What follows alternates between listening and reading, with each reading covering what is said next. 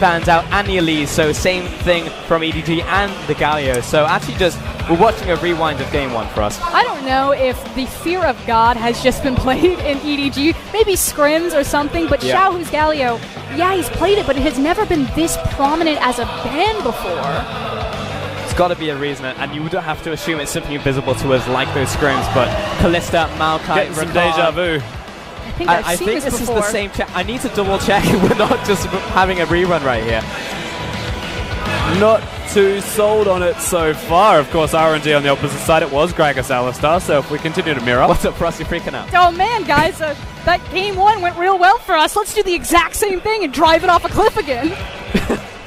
There were other things at play in game number 1 besides the draft. If you want to, there was a lot of kills early. Things could have been played slightly better, and I would have to imagine J4 isn't going to be an identical draft from EDG. It's just one part of it. I do hope that it gets flexed out of ClearLove's hands. Again, it just hasn't been a hot champion for him this split in particular, but like you said, there were different adaptations. In fact, we're going to get our first one here. Alright, I've confirmed this is a different champion select. Tristana will get picked up here for Uzi. Means that Ming will get his Alistar again. Another takeaway from Mako. Scout will get his Cassiopeia on top of that, so the only change so far has been a Tristana to RNG. Yeah, big change though. It means that something has to give from EDG right now. One of the champions we haven't seen a lot of from my boy. He's only played it once so far in the best of 5 against Invictus Gaming. That said, he still only has 19 games on the competitive stage. Though compared to his predecessor Zet, he just plays significantly more carries. Zet's primary carry was Ashe, but it will be Desire in the end for EDG here. My boy will get his second game on that one now as Gragas here for MLXG again. And the fact that they didn't take Gragas, like I understand abusing the power of Jarvan as a flex pick, makes me feel that that is going to be ClearLove's Jarvan going there. Which again, I would have preferred to see him on the likes of the Gragas, but giving that one away, I think it's a mistake. I think MLXG is just way too powerful. I think Gragas is a blind pick, even though he isn't. I think it's so comfortable to pick blind Gragas as a jungle right now. I mean, this is his go-to after Elise, right? Like, he would never go anywhere else other than the Gragas because it works for him. It works for him and a bunch of other junglers who just know how to use his pick in and out. Thresh will be banned against Mako, exactly the same as game 1. Syndra banned away against Xiaohu, however. And that is something that I do like. They've taken away his Syndra. Xiaohu has a million other champions, but they want the Corki or the Taliyah. They want something that a Cassiopeia can control a bit more through the laning phase specifically, where Syndra, very hard to keep down. Yes, level 1, standard Cassiopeia strategies, but after that, he was fine. Started pushing you out there. Final ban Orianna, again, same as game 1. Yep, has a good lane into Cassiopeia. But again, that is 3 target bans at Mako as well as a priority pick of Alistar. So how deep does the pool go? Is this when he pulls out the Kench? Maybe. I mean, Braum and Thresh, taken away there from Mako, so he has to go for something different in game 2. Uzi will be picking for his team now, already has his Tristana. I mean, it's easy to pick, I was going to say, it's easy to pick the mid laner here because you already have eyes on what EDG have put together, but Cho is just such a high priority pick right now. And this is great from RNG. Cho'Gath can be locked in, and they can work out where the Jarvan's going, and so they can pick their mid laner based off the 2v2. Gragas and anything usually going to be pretty good at dueling as long as the second part has damage, as we await EDG's last lock-in. That'll be the rumble there, so we're expecting the Jarvan now to go into the jungle again for ClearLove. Of course, once to get out of any bad matchups like a Renekton could be flying forth as well, but Cho'Gath will probably be laning up there now. We'll see as we look towards that final pick from RNG. And EDG are hovering over Taric, and Taric has not had a good life in the LPL. But he's going to have another chance. Look at those numbers. Look at how, I don't even have to translate for you. That says abysmal all over it. Taric is an abysmal pick in the LPL, which you would say, but Frost, it should be perfect for the LPL. He empowers diving, you become invulnerable, you can team fight all you want. The problem is that we're a region about reflex, about split-second decisions. That is a pick about preparation, about setup, and we're not able to execute on that very well. Oh, he's still done it. Oh, hello. Lucian picked up, and that will be going over to Xiaohu in the mid lane, right into the Cassiopeia. But traditionally, you'd say that Cassiopeia is pretty well into Lucian. Yeah, so I was speculating that perhaps Xiaohu wanted to be Lucian, but Cassiopeia early pick, they ban away Syndra Orianna, and I still felt like they're not going to force him to do it. He's got Corki, he's got Taliyah, he's got other options there, but he still goes towards the aggressive choice. It's very hard to play that lane Cassiopeia usually wins. It does mean that you can't go Abyssal Mask, however, and you will still be fragile. So when you bring the 2v2 into play, it's still perfectly fine. Now we do have these full compositions are finally put together, so there's been a couple alterations, but for the most part, these are actually very similar to Game 1 outside of those bans that came in the second phase. So which way are you leaning? Is it going to be the same as Game 1 for us? I mean, originally I agreed with Rusty in game number 1. I liked EDG's composition. I like having a hyper carry with Cassiopeia. I think she's so devastating right now. And, you know, EDG obviously have the same thought. It was just the mid lane matchup. Let's get rid of the Syndra. Let's redraw. We're going to make sure that we get something comfortable for Scout, and we can actually execute on this composition. So I admire the confidence, if nothing else. Yeah, absolutely. Of course, they're against an Alistar Gragas Cho'Gath, though. The 3 tanks that can do an abundance of damage in their own right. When you look at the Cho'Gath in particular, can take apart carry. Xayah, low range. So it's not always going to be a good experience if you have to use the ultimate early to dodge one of the million knockups that they've got thrown at you. It's not something you can QSS. Xayah, very well equipped at dealing with one of them, but not with 3 of them running at you. Important game ahead of EDG here. Really would like this win so they can turn this one back into a best of 3. Otherwise, they would have to reverse sweep RNG when you're looking so strong with this momentum. We're but seconds away from heading into the second game, ladies and gentlemen. Naturally, taking first seed going into Worlds makes the trip that much easier. EDG, bit of a curse themselves. If Uzi could never find a domestic title, EDG can never find something past quarters. So winning here gives them a bit of a leg up to try to break that later on. Yeah, and it would also finally finish off their kryptonite. That seems like RNG. Last time these teams faced in the finals, RNG did take it, and EDG would definitely like to put them in their place. You get a full view of the Rift as we head into this one. Game 2 between EDG and RNG.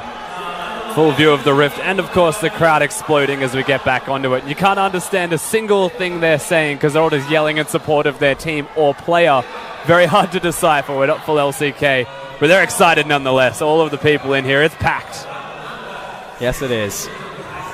Hi boy, everyone just fanning out to start of this game, so no early aggression coming out of these two teams as we look towards the keystones. And Rusty, I'm going to tee you up for this one because you noticed the first time this trend started to appear in the LPL, the taking of 2 Stoneborn packs. Yeah, so the reason that you can go for Stoneborn Pact is that you're able to provide a heal for champions that will want to go for Fervor of Battle. In this case, however, Uzi's prioritized Warlord's Bloodlust. It's just Xiaohu.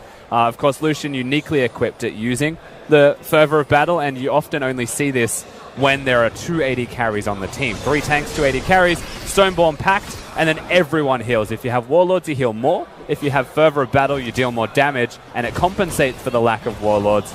But you still heal something, which is fantastic. And what it overall does is it makes that first completed item for Xiaohu on the Lucian, which is already going to be devastating because it's usually Blade of the Ruined King, that much more devastating because you're getting the combination of the defense and the offense from the combined masteries and completed itemization.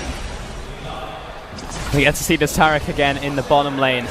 And hopefully has a better success rate because you saw 37% win rate in the LPL, which, you know, you don't need to be a numbers genius to realize probably not very good. No, just teams haven't been able to utilize it right correctly. I mean, that's a good start from Mako if ever you've seen one. At the same time, the problem is never going to be the laning phase for a Taric. It's always going to be the ultimate as they get off. But mid laners, Scout's in trouble. Unsurprisingly, at it again. Forward from Chao, who's actually taking a lot of damage, has to burn the heal. MLXG forces Scout now out of lane so he can circle back around. And again, he saw and caught MLXG on an early ward, so Scout tried to go all in and maybe trade one for one. He's actually aggressing a lot right here with that W. Mako will get the lockdown onto Ming as they retreat backwards. And Mako could have flashed forwards if they were feeling aggressive, but he chooses not to. That Round may 2. save them. And Uzi's jumped right into the fray here as MLXG would turn the corner. Missed. Doesn't burn the flash here. Oh, Mako. That was a massive dazzle coming out, and he'll have to flash away from this one. Mako was the savior of that play. It's actually putting damage back on towards MLXG. But it's right there. It's those moments that you look and you see, that's why Mako's a superstar. That's why he's the best support in the LPL. And then likewise, iBoy, the amount of skill shots or sticky situations that he's managed to glide or elegantly sidestep out of. Yeah, the fact that the body slam didn't connect is devastating for the side of RNG. The flash was forced early by Ming. That's the correct play from the Alistar. But close, no cigar, they're not going to get what they're after. And MLXG, this time around, wasting a lot of time. But it's a very similar blueprint, at least from RNG, for game number 2 as game number 1. The fact that it's very quick, very fast and heavy ganks. MLXG ganks mid, immediately goes bottom. And so if he keeps it up, it's going to be another bot gank. But meanwhile, mid.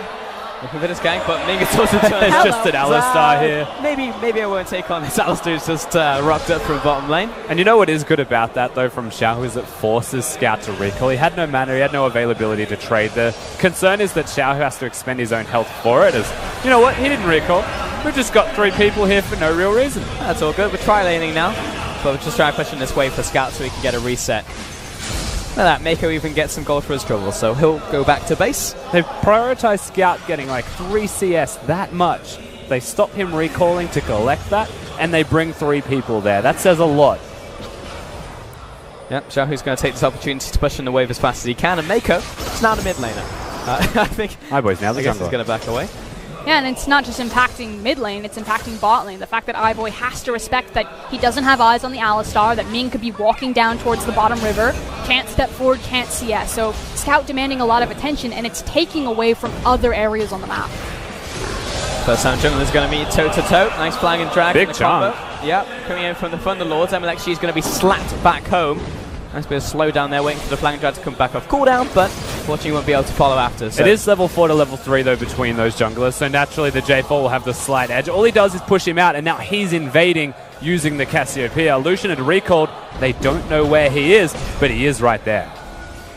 Plenty of invade is happening with Clear Love and Scout on this. And Ming constantly roaming. He's only level 3 because he's just spent most of his time walking from lane to lane. And that's leaving Uzi out in the open. Yeah, but it's the reason why he's free to roam is because A, it's Uzi, B, it's Uzi on Tristana. So just like the Ezreal, feeling very confident, very self-sufficient on the champion. And the major difference here is that it's not going to be a 20 CS lead with turret damage being taken by Uzi and Ming in the 2v2, locking Mako in lane. And it's actually, with Ming disappearing, it unlocks Mako if he chooses. Scout getting a lot of damage towards Xiaohu, and that's pretty much how the Cassiopeia matchup goes. That's usually why it's picked into the Lucian here. There was the other way around on this one. Yeah, it's just so frustrating to play against with the Relentless Pursuit, especially because Lucian's so dependent on it for his maximizing his damage output. So it means you can't start any trades with your Relentless Pursuit, so you'll have to use it to disengage, and then they'll just place the W down. So you have to use it at a certain time, or you might actually be at risk of dying in any of these trades. That's the danger. Yep, this is frustrating to play against. You can see it in the mid lane. We're rapidly approaching at level 6 as well. Combo out from Ming, though there is no follow-up from the jungler, so it's just a small trade down here. We can look at the kill totals and the CS differential, which is basically 0 in the bottom lane and the mid lane here. Tristana is one of those uniquely powerful champions at disengaging in any situation as well. We saw it from iBoy. We're seeing it again from Uzi as mid. And XG, flash, and the E come out. Scout turn around, got the light slinger, and the piercing light there in time. And eventually it had to pay off for MLXG. He has been hanging around that mid lane for the last 2 minutes. And Clearlove was playing red zone defense, you know, shadowing underneath Scout, trying to give him space. But Clearlove decides, I actually need to farm my jungler. And as soon as he steps away, MLXG, perseverance is key. Yeah. You got to be feeling a little bit salty that someone who's been petrified just hit you with the Q there, but still, Xiao who had the flash, he had the heal, and Scout had already used his summoner, so he wasn't getting out of that one regardless. Meanwhile, on the bottom lane, Ming looking for another engage, will get the stun down. Uzi poking away against Mako. Yeah, nice, I mean, bit of healing out there. They're not going to get kills though. It's Taric against Alistar. Yep. The crowd control's good. It's just lane pressure, lane control, and again, if he's going to go forwards, use the combo. Whenever it's off cooldown, he can be aggressive. Whenever it's on cooldown, Mako's then going aggressive. That's just the back and forth of the 2v2 we're watching down there. It's less about that. It's more about, can Ming be unlocked one more time? He's rushed his boots. He has a very defined purpose. Whereas Mako's kind of gone all in on the Ardent Sensor. The nice thing about Taric is that he's one of the few tanks that anyone can build Ardent Sensor. We've seen that, but he's one of the few tanks that can kind of naturally go towards it. Has the Windspeaker's blessing he as has well. heals and shields as a part of his kit Just as a tank. Trundle with Ardent Sensor is just flashing in my mind, Rusty. Man, Bard has a stun. Stoneborn Pact exists. How does it always come back to Bard? How does this keep happening? Because Rusty's on the desk. But yes, it means that whilst he's a tank, he's not going to be as tanky. It's more about the ultimate. And that's where a lot of the Tarics that we've been seeing have been going wrong in the LPL. They're not building full tank, and they're trying to play like they are still one.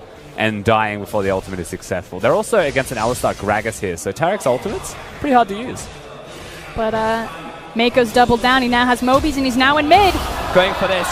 We'll get the knock-up, and everyone is colliding at the same time into the mid lane. Scout trying his best. Cliff actually turned up to the fight. He's just trapped your team in.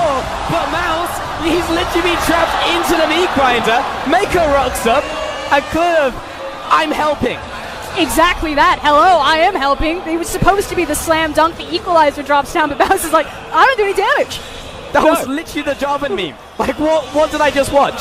You watched Clearlove set his team up to fail. Mako's going to try his best to stop it from happening on the back end, but no time to get the ultimate off, no time to disengage. And RNG, they are preying upon Scout. They are taking him apart, and they are using that as their win condition. That is a 9-minute 30 first tower. The access that's going to give to MLXG and Ming, Moby Boots, Alistar cannot be understated as we take another look at that. And it's all the cast from MLXG to secure the first kill on the Scout. Played incredibly well in this decision. Look, he locked 4 of them in. The real MVP, to be fair, is the silence out of Let Me, because there's no chance for the equalizer. There's no chance to actually let the wall down because you are trapped. So Let Me locks them in and says you are stuck in here. Jarvan is helping. He's just helping me. But I still have a problem with the decision making of 3v2, 2v4. Yeah, don't get me wrong, it was pretty silly. Yeah. But, I mean, at the end of the day, it's going to be a team call there because Mouse decided to finish the teleport in the first place. But Clearlove also, went in for the engage. So, something's disconnected. And we talked about this in Game 1, but it's definitely plaguing them in Game 2. That's a trust fall where you fall off the back of the stage, you just hit the concrete. Yeah, pretty much. Face first. 3 kills in the early game to RNG. That Rupture didn't land, otherwise that was going to be a lot of hurt. And all these lanes are now winning. But again, the big thing is the access that it then gives, either controlling and denying Scout further. You know, maybe Xiaohu holds the wave, maybe he forces the Cassiopeia to reach out to danger again, or he pushes it forward, uses that priority, and starts to blitz other sides of the map with MLXG. And it looks like it's going to be the bottom lane as he keeps cheating down here, and you see the respect that iBoy and Mako immediately have to give. And he's using Xiaohu this time because of the mid lane outer turret being gone. It means that they don't just have to give respect, they have to give more respect. They have to back away from the structure, or they have to bring Scout down, and they can't bring the Cassiopeia down, and so they just have to concede. The Lucian didn't even show, just disappeared in the jungle, and their turret's gone. This will be another tower over to RNG, and now I'm instantly looking at EDG and saying, okay, where are we responding? They're responding top lane. They're taking the top lane. They also took Krugs on top of that, but the minion wave just crashed, and that gives more tempo over to RNG to make another play here for us. Yeah, and there's still massive dive potential. Alistar has ultimate, doesn't have flash. MLXG does have flash, though, as well as the cast. So iBoy and Mako, they can't safely stand here. The second that stun's gone from Mako, you watch MLXG and you're like, all right, he's about to go. But Ming starts walking past the tower, sees Cassiopeia. Nope. Perhaps not. RNG will back it up from this one, though. There is a nice Mountain Dragon ready for them to take. Mouse will get all of this solo gold to himself. I want to say tower gold, but redundant. But there we go. So Mountain Dragon also over to RNG. And top lane has been collected by Letney. So overall, I can definitively say RNG have won out from that trade. yeah, they have. They've got a big lead as a result of that. Is still going forwards. Oh my god. Nice dazzle from Mako. Right time, but now he's still caught out. He's trying to assist. Oh, the ultimate from MLXG has pretty much confirmed the fate of iBoy though. And now he's having to run away as Mako will be the first death. This is quickly looking like a second. It's a second to the bouncy castle. He actually just can't move. iBoy getting chased out. I just want the farm at this point. I'm just going to annoy Uzi while I can. And that's just going to be it for him. 2 more kills to RNG. And now it's not just questions about Clearlove's decision-making this series, but that's now Mako and iBoy cut off. You see the Mountain Dragon go down. You know exactly where RNG are, and suddenly they're dead. And they pounce so quickly, though. RNG jumping over the wall as they check. I believe it was just a ward being placed by Mako, and Tristana suddenly on top of his face. Slowed down, Gragas comes in, Alistar's already there. RNG are prepared for EDG's overexertions. Even if it's by 1 pixel, by 1 Teemo of difference, they are so ready to jump on top of them. Very evident in this game so far as we look towards those goal totals and back at the fact that Xiaohu and Uzi, the 2 hungry members on RNG, both have 4 kills between them, and they are just so incredibly big. They'll start to hit those first item spikes sooner. They'll look to accelerate this game for us. And it's just going to ramp even faster again. We talked about, Tristana, why she's become so prevalent, and the big thing is her ability to ramp into mid-game, especially in tandem with someone like a Lucian, who peaks so hard there. Move her around, let her Satchel do the work for you, collect all that global gold, and just walk into free fights. Once again so finding Clearlove. much pressure coming out of RNG. Whether they kill him or not, they push him out of the jungle. Then they secure mid. Somehow Letme's also there at the same time, so their lane assignments are moving around. They're just exploiting EDG. At the same time, I see Ming and I see MLXG holding hands, going through the jungle, this buddy system, pushing Clearlove out, and I'm like, alright, well, where's Mako? And Mako's by himself right now, not with Clearlove. I mean, what's he supposed to do? He's got the beginnings of a Sightstone and nothing else, some brown bags. I mean, Clearlove's coming up now, and you have to look at why as well. Like, he has to help iBoy. He has to try and protect his Xayah because Uzi and Ming are threatening on that side of the map. So I would say it's less about, whoop, where is Mako? Drag, but MLXG's here, comes in with the slam dunk. But we're still chasing him after. Mako has caught Uzi, but he's going to hop the wall, obviously. Big split fight. Forces them off, though. Looks like they'll get this. And now Herald will actually go to EDG. We'll see if RNG have anything to say about it. They do have a Cho'Gath in the bot side, though. So, trying to bank on the fact that Letme has pressure down there. He doesn't have teleport, so it's a 4v5 advantage for EDG. They smartly pull Mouse, knowing that that cooldown isn't available for Letme, and then force it to possibly trade towers later down the road. Yeah, clever move, honestly, from the side of EDG, just with the teleport advantage. And that's the other thing that has changed in this game. They've got Mouse on Rumble. They've put him on much more of a carry role. It's not a Maokai. Yep. And they're going to have control through that bottom lane, at least earlier on, to be able to push it out and disappear. And that's a big reason as to why they can threaten that Herald. Yep, no longer on those big potato tanks, I think, as you coined the phrase for us, Kieran, at the start of the set. And he's about to get very important because he's ever closer to level 11. But a dive was being kind of set up by RNG, but I think they're just reminded from Let Me in the back. Guys, I still don't have teleport. Don't do it. Just wait like a minute, and I'll be ready to go on this teleport. Also, he's used the Feast pretty recently on top of that, so we'll be looking in the future for the next fight. But it's nice to see from EDG, probably the first time I've actually seen them fire back. Definitely in this set, and for a good long while, even in the last set, in the last game. I mean, to be fair, they were firing back in kills in game number one. This time around, RNG have actually slowed the pace down and looked for just the picks. EDG have slowed the pace down, and they can't find the picks because they're trying to scale through laning phase. But Xayah not controlling the lane, Clearlove not necessarily in the correct places to help the rest of his team. They're now finally starting to make those moves, but is it too late? They need to be careful because they're also exposing themselves to a flank, not just from top side, but also bot side. In fact, Let Me might get caught out. Nope, he's going to go the safe way around. Yeah, seems like Herald, that's all she's going to get to do today. So MLXG is coming around the backside. No one saw. And don't worry about it, guys. Do not look at the bottom left of your screen where there's a cooldown. I promise you he did nothing wrong. It happens, even at the highest level of play. Classic. It's fine. He's got 100% kill participation. We can't rag on him. You just know that he's in a highlight reel now. Yeah. He doesn't want to be in it. No one wants to be in that highlight reel. Top 10 fails. The Congratulations. But he's made a highlight at the very least. And we are nearing some item spikes as well. I was just going to say. Yeah, Shahu's been sitting on those two items for what feels like a year. That guy has to be sitting on some massive gold. Some massive gold. Massive gold. Many of the golds. Mini golds. The size of that gold. What do you reckon he's going to pick? Like, he should have the full Blade of Ring King. Between your hair and the amount of gold that he has, that high. I will say that your hair is probably taller than mine right now, Frost. Definitely being Calm cut down. down to size. Go. Either way, Uzi has his items, all right? Like, that's where We're just I was having going. So thank you for derailing it. But on the other side is the other point that I wanted to make was that whilst Uzi's got his items, iBoy is still about 900 off on the Zeal. Oh, hello. Flying Drag. Clearlove has gone very deep Goodbye. in. And I believe that is, yes, that is the red buff over to MLXG. Too easy. Cloud Drake about to spawn in 25 minutes. RNG are just going to play the pressure game. Show's going to move forward. He's going to push mid lane. You can see that Uzi really wants to push the bot. That was a flash. They're just going to collapse back to the dragon unless they find a pick here. Just stepping up, baiting people to come towards him, and then RNG will collapse, taking away all these wards, taking away the minions, and as you said, setting up for Cloud Dragon. And you're just seeing such a fundamental difference between these two teams. Like, even the Tristana, this one goes forwards, Uzi goes forwards, he pressures. iBoy was going backwards, he was kiting, he was trying to make plays. It's just fundamentally so different. And RNG, the fact that EDG have still got the same kind of mentality in the draft and given them this team composition again, you can still see the same amount of comfort. So it doesn't really matter how EDG adapts to that if they're still giving RNG their champions. Uh-oh. Yes.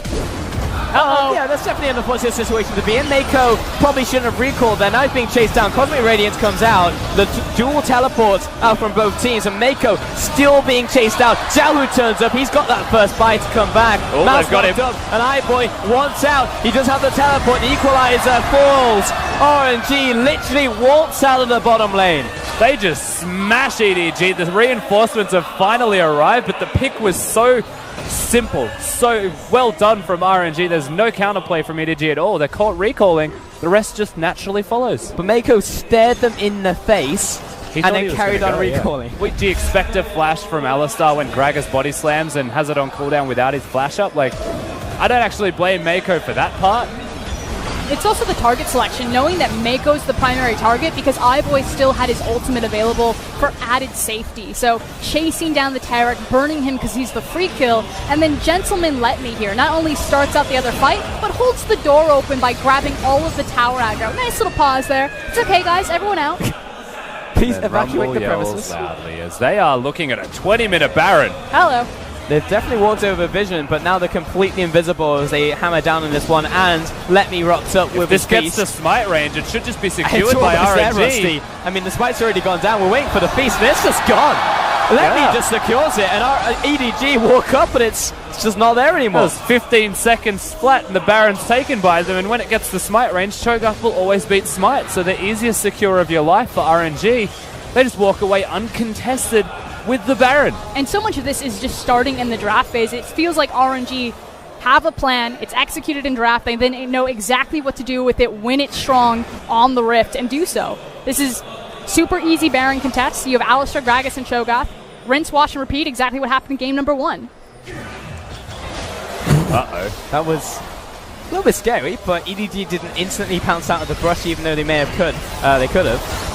And Mako definitely just got crit by Uzi, who took away all of his health. For the re-engage. And EDG, they split up. They still look for the fight. They got the Cataclysm from Cleo, but instantly realizes it's a bad idea. Uzi's dead. Gets the assassinate on Uzi. Now it's a 4 versus 4. Mid laner for AD carry, but a chase down. MLXG lands a perfect body slam and gets the second kill onto Mako. You have to remember, all of this is happening whilst RNG have the Baron. Yes, they've lost Uzi, but they have a numbers advantage. They have the advantage because Xiaohu is still an AD carry, and so structures will fall down, compliments of having the Baron buff there. RNG are just outright winning. They also have Mouse not in position. The fact that he had to take the long way around meant that the primary tank line with all of his health wasn't there to stand in front of iBoy and allow him to wave clear that mid tower. Of course, we get to watch this again, and honestly, EDG, they made their presence known, and then they stayed in that exact same spot, and they give the options to continue to go forwards as iBoy gets the kill, Mouse helps out a lot, and then the follow-up. MLXG still has his flash. And a good follow-up by Ming in the back half of that. And like you said, there's just so many damage dealers and no cooldowns left for EDG.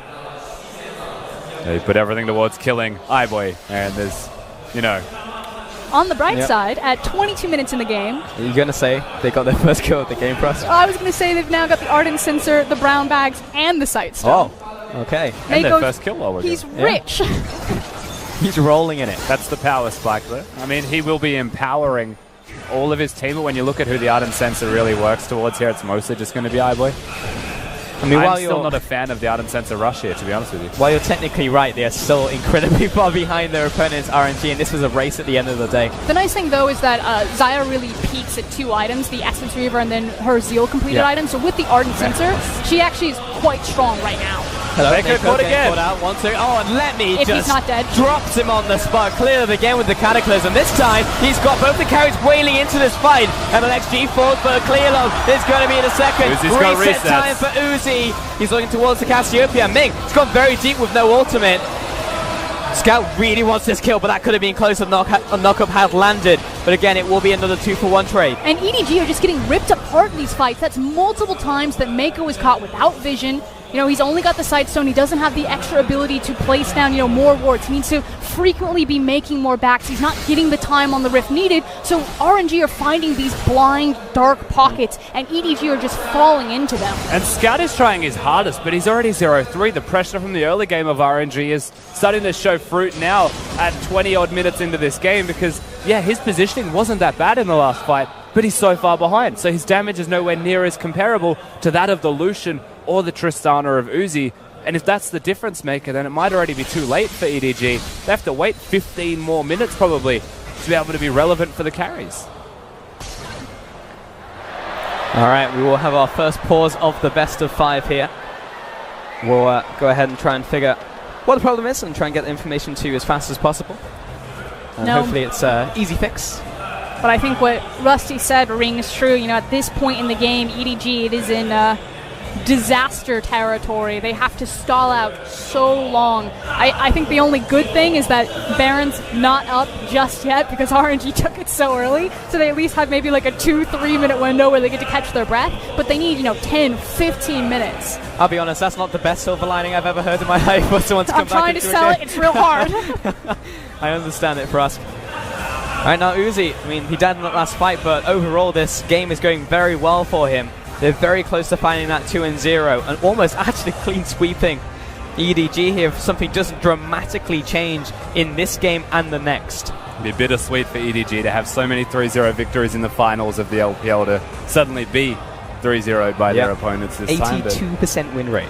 Yeah, pretty nuts. However, RNG look like the far superior team thus far, and it is bomb shelter time for EDG. They have to hunker down, try their absolute hardest to survive. You're right, maybe the Barret is the saving grace for us here, the fact that it was already gone, but we're nearing the territory of the Barret and the Eldar, and RNG have that lead. I think the last kind of saving grace that they have, or the last bridge to try to get Cassie, to try to get Zion to where they need to be, is the Rumble. You know, use the level 11 equalizer. The fight wasn't completely disastrous. Mouse is now doing a lot more damage, and that's only going to get better as he takes over to level 16. So there is a tiny window if Mouse is in the right position, if the composition comes together for EDG, because it's very clear what it wants to do. We just haven't gotten those pieces together quite yet. Yeah, Rumble was, for me, when I looked at draft in game number 2, even compared to the first game, I thought it was going to be the difference maker. The Shen was okay, but it never really felt like it had an impact, and they set the Shen up to succeed. They got the early kills. If EDG did the exact same thing in this game, Rumble can carry a lot harder, will win lane a lot harder, and be able to win team fights on top of that. But unfortunately, the thing that tastes bad for me is that they give that responsibility to Mouse. Again, Mouse for me is a phenomenal role-playing tank player so far in 2017. To say, this is going to be the difference, Mouse is going to hard carry on the Rumble, just feels bad, man. It just feels to me like RNG is striking so fast and hard in this set, and EDG, I've seen very few scenarios where they take the proactive move or even engage a fight. And a lot of it is because of this guy on your screen. You know, Mako has fallen behind. He's not playing the same vision game. Ming, MLXG, you know, whether it's the pressure that the lanes are creating and then they're just capitalizing on it, they're getting into the pockets faster. They're laying down the traps. They're abusing the fact that they are making these classic picks on the like of Mako, on the likes of Clearlove. Yeah, you never really want to look at Mako and just say he is at fault for anything. And so naturally you'll start to look towards the rest of the team. This member on your screen is always a place you have to look. And maybe it's just against RNG, against that pressure cooker, he has to baby iBoy just that little bit too much to try and keep him in the game. And only certain players around the world are capable of doing both that and winning the game all together. And that's namely pretty much just Mata. Like, big job for Mako. And it could be that pressure that Uzi and Ming are exerting as to why that is lacking. Just look at Mako's face right there. Normally he's very jovial, very bouncing, lighthearted, you know, showing some smiles.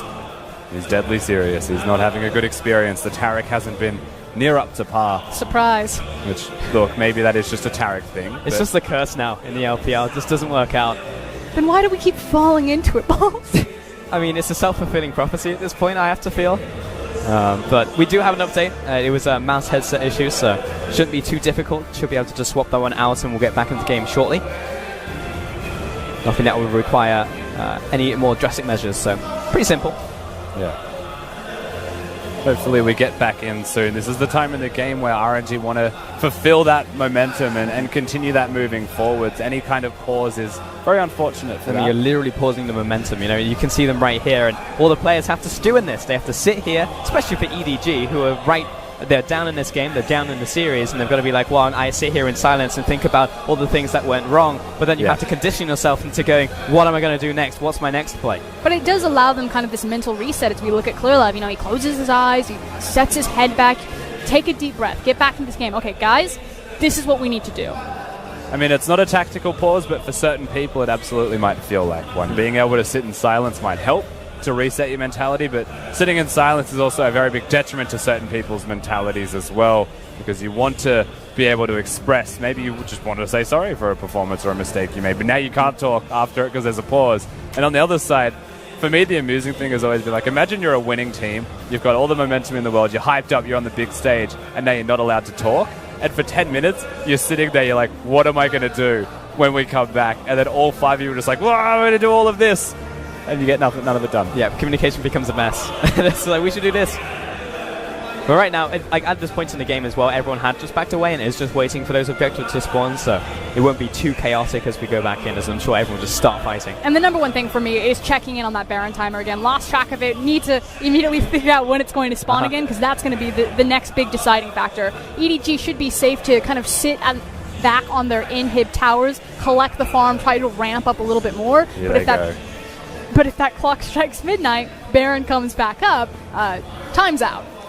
Yeah, I can definitely say it's a number between 0 and 6 minutes. 27 minutes and Excellent. 15 seconds. I don't know what time we're in game right now, but I can tell you that's when it's going to spawn. Good to know. Is your headset labeled Frostgearin? Maybe. I mean, you can't see right now, can you? So Can't see my headset, it's on my head. It shouldn't be too much longer, guys, as we head into this. But if RNG win here, which this is effectively their game to lose at this point, so we come back in. Here we go. And it's 24 minutes, 20 seconds. So we got, what, 3 minutes? Yeah. Yep. And MLXG used his ultimate and Scout flashed, so welcome back. Yeah, there you go. Means he won't have it for that Baron. But dragons are spawned as well on top of that. The mountain dragon, that will be something that RNG want to gun towards. You already have another mountain dragon on top of that. 15 seconds, I believe, is how fast they took down the Baron last time, Rusty. Yeah. So that one will be at least 10% fast, if not 20, if they get the next one. Knock up there onto iBoy. Oh, here goes Clearlove. Engaged by Clear. The first time we've seen it from disengaged by EDG. But right now they're being ripped apart. Great disengage by Uzi. But that was everything. That was the Taric ultimate, the Cataclysm, as well as the Equalizer, and it barely scratched RNG. And you want to know why? It's because Tristana and Alistar have this uncanny ability to disengage you from fights that they don't want you to be in. Then, I mean, Mako presses the ultimate, he walks forwards, Ming just headbutts him away, and the only person that gets it is Mako with Clearlove stuck by himself in a Cataclysm. I mean, in a region that has been so dependent on super hard engage, everyone flying at you, especially EDG, they've been so reliant on the Maokai that's been permabanned this series. RNG have created a composition around disengage, while still empowering their ability to go forward. They have the Gragas, they have the Cho, they have the Alistar, the Tristana. How are you ever supposed to break into that? Yeah, there is a lot of disengage with a high skill cap on the engage aspects of it. Of course, the Gragas cast has to be perfect, and that's the major engage source of this team right now, besides the Cho'Gath knockup and Ming getting perhaps a flank off or flashing forwards to get the engage. But even then, if an Alistar has a flank, you can see him. Certain champions can play it, such as Xayah and the carries of EDG. I don't always want to be the harbinger of bad news, but RNG are 10,000 gold ahead of EDG at this point in time. I mean, that's great news if you're an Uzi fan. It definitely is. You know, Uzi, Xiaohu, both of these guys, massive fan base. You heard it from the crowd as well. Now, as we head into this, I mean, RNG have complete control over the Baron area. They just took the Mountain Dragon. There's another Mountain Dragon coming up for them as well if they want it in 6 minutes' time. But Baron's also obviously just going to be the immediate look at. And with 40 seconds until that spawns, with wave control well and truly secured by them, especially because Tristana has the static shiv, it's theirs for the taking. It's EDG's job and responsibility to try and get in and not die whilst they get in there. And this feels like deja vu from game number 1 all over again, because they are set up to succeed and to take this Baron near on spawn. And it's just too easy with all of their disengage and their zone control. I would be shocked if Clearlove got anywhere near the pit for an attempted steal. Yeah, I think the way this plays out for RNG is clear this way. Once Uzi clears that one, they can decide whether they want the pick or they want to actually just take the Baron immediately. But right now, spawning in 1 second, and they move over. Waves are set up, vision's control. And there's no blue trinkets available for EDG. There's the flag. They want the pick. Waiting for someone to face check, and there it is. MLXG. Man, body slam out from MLXG to start us off. Equalizer falls down, but Cleanup is just running around Uzi. Uzi's dead. He's actually got the kill. This is going well for EDG right now. Another kill back on towards Mako, and it will be the second from Letme, and now everyone gets chased down from EDG. From what looked like a glimmer of hope, all gets turned around. Triple kill to Letme. 5-for-1 trade. And you can kill Uzi if you would like, but RNG is still a full team built around him. Massive team fight from Xiaohu and the rest of RNG. They still got 180 carry standing, and they can go straight towards the base. And they can conserve the creep wave because they also have all of their tanks with all of their health. So they don't have to burn this. They can save it. They're just so damn tanky.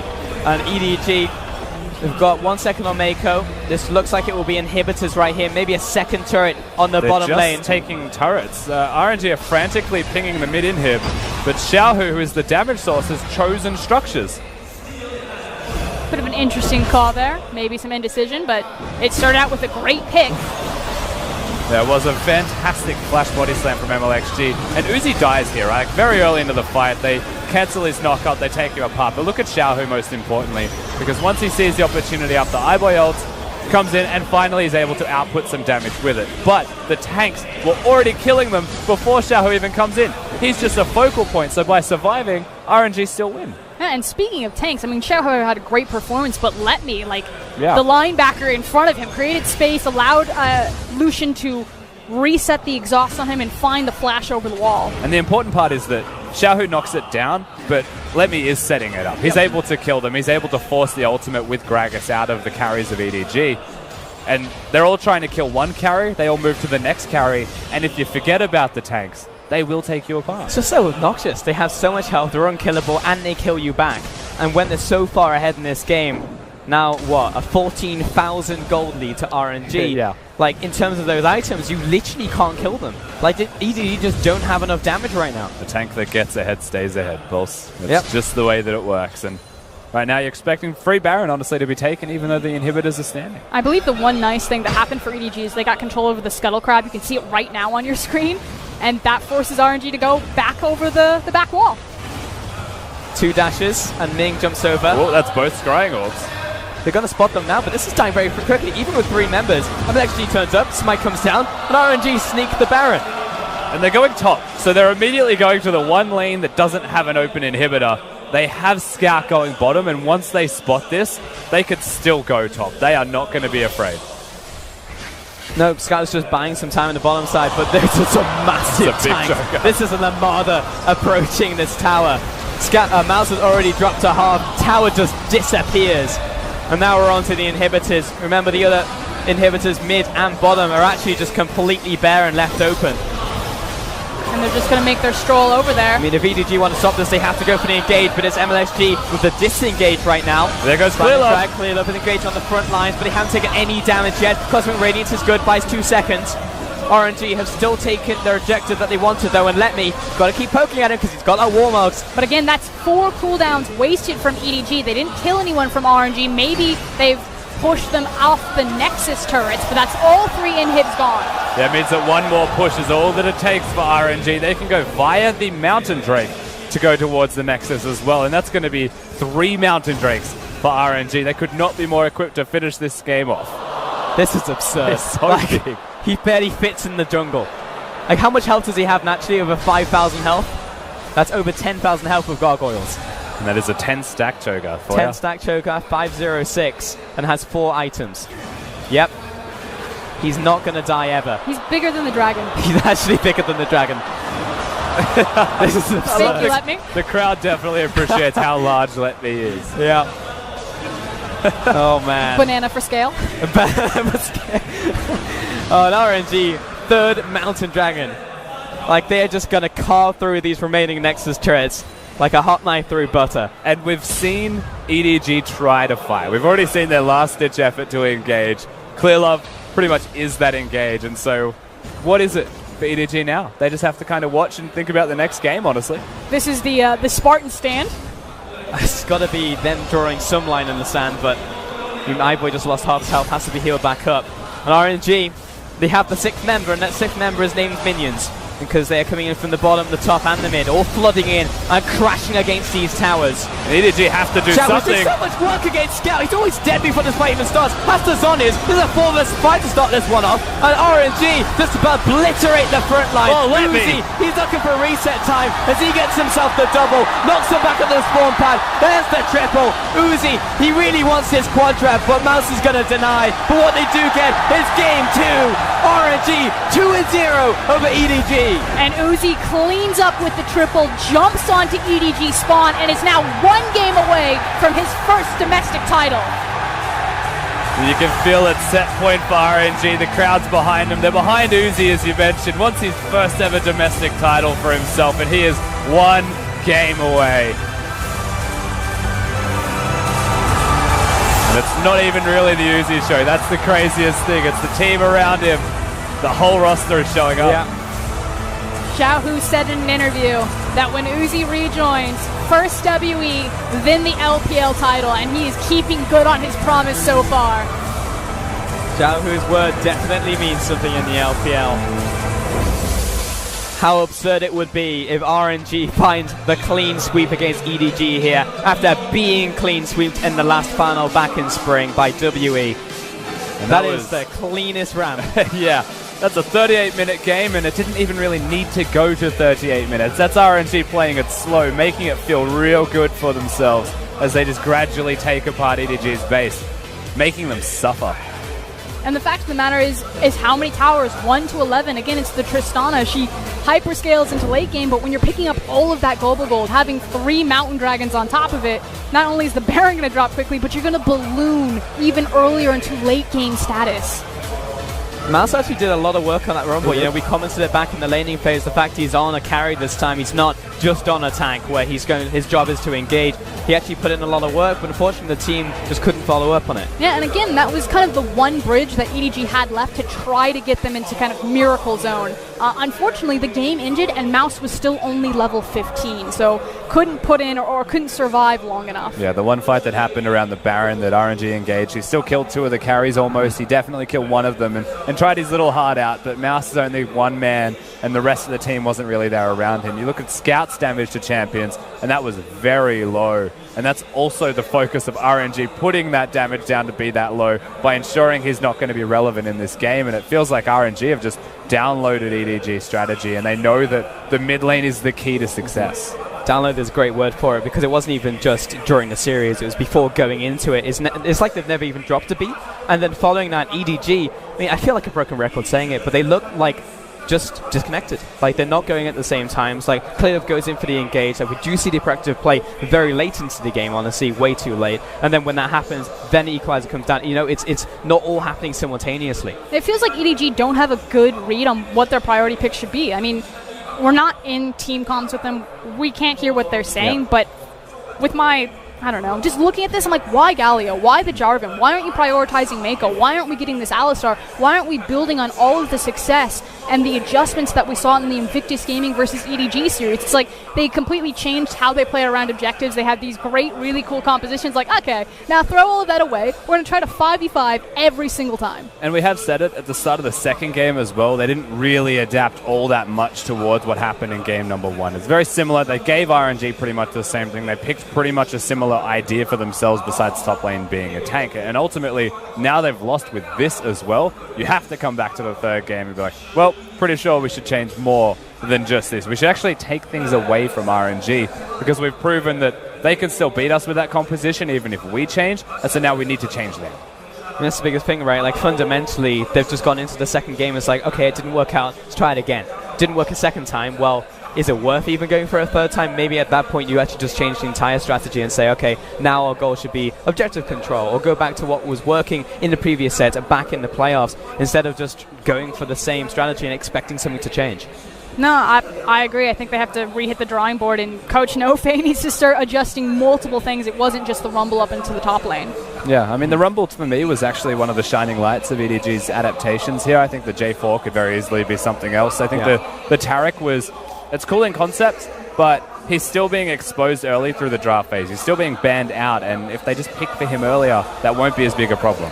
I mean, it's always great in theory, and that's why people pick at the LPL, but in reality, it just doesn't work out. However, on the opposite side, it feels like everyone's getting exactly what they want. MLXG gets his Gragas, finds himself an MVP, and like the players that you're not looking towards, you know, we said focus on Uzi, focus on Xiaohu, and then MLXG is showing up, Ming's showing up. Yeah, it's the support staff that's showing up for RNG, the jungle, the support, and on the other side, it's the support staff that's falling down for EDG, Mako and Clear Love. Yeah, absolutely. Even Let Me was in contention for an MVP perhaps in this game. Surprised he didn't get it. But, I mean, MLXG's engages were crisp. They were always on point. He was a big part of their success in this one. Let Me still performing well. Ming still performing well. And you're right, the auxiliaries have been incredible for the RNG roster. And for me, that's the biggest part of why this set hasn't been as close as you might have expected. You think that they're just going to be support stuff. They're just going to have Xiaohu hard carry them. That's how they got to this tournament right now, to the finals from the semis. It was just a big semi performance from Xiaohu in Game 5. But no, everyone's here to play. I mean, let's look back at what we said at the very start, which was question marks around iBoy. He's facing down Uzi, who is so hungry for his domestic title. That's where it's going to start separating, and maybe it does in a reverse way. You look towards Mako, having to babysit him, but then you look towards Clearlove, you know, who is meant to be the leader, meant to be the shot caller, meant to be leading the charge, and he's falling down. Yeah, that's the big thing for me. You know, we know that Mouse and iBoy are probably going to be polarized, and we don't know quite what we're going to get from them, but Scout, Clearlove, and Mako, they are not playing to their best of their ability, and for them to fall down in the finals, I couldn't think of a worse time. And you're still seeing the shot calling from them. I don't think that's the biggest problem. I feel like there's a disconnection between the two of them individually. When we hit mid-game, when we hit late game, if they're equal, then things might be better for the side of EDG, but getting there has been the biggest problem because they're always losing in the early game, being preyed upon. Ming looks like he is outperforming Mako because Mako's just hard-locked with his 80 carry. And the crazy thing is that early game's supposed to be where EDG really thrive. You know, this is what their bread and butter of their domestic split so far. It's been these 7-minute tower dives where suddenly 5 members of EDG are underneath bot. The teleport there with the Rumble ulti. Well, we'll see if EDG can actually fire back because they need to right now as they're put up against a match point. We're going to take a short break before we come in for Game 3.